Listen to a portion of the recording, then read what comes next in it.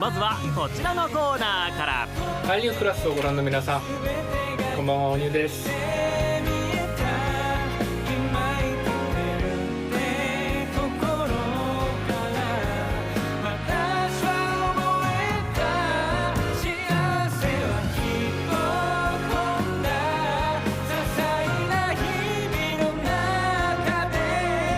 이번에 꽃이 피다라는 뜻을 가지고 있는 단어를 사용해봤는데, 여러분의 인생에서 한 번쯤은 정말 예쁘게 피어날 수 있는 희망을 가지셨으면 좋겠다 라는 마음으로 앨범을 제작했습니다.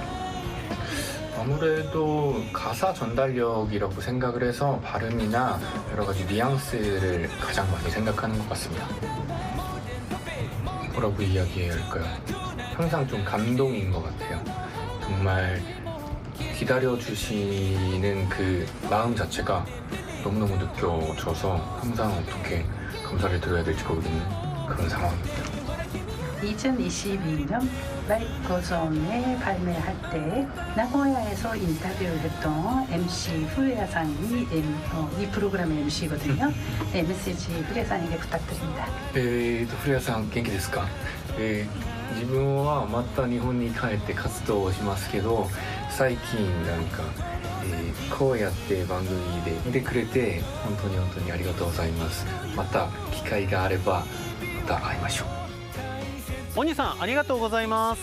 以前ね、2022年の8月、今から3年前になりますが、実はこの韓流クラスでおにさんの単独インタビューを撮らせていただいたんですけれども、その時もね素敵なお話たくさん聞かせていただきましたが、久々にメッセージ届けていただきました。ありがとうございます。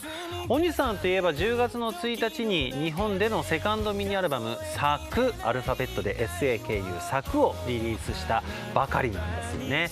日本語の花が咲くの咲くでございます。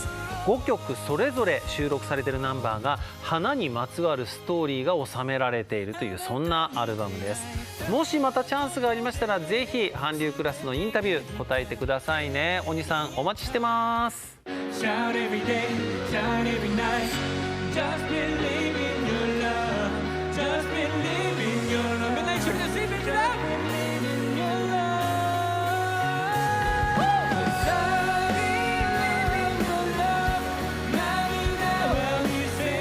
네, 나고야 계신 우리 팬 여러분들이 계속 저를 기다려 주셨는데, 제가 도쿄에서 뿐만이 아니고 또 많은 분들을 만나 뵙기 위해서 다른 곳으로도 많이 갈 예정이거든요. 그러니까 조금만 더 기다려 주시면 감사하겠습니다.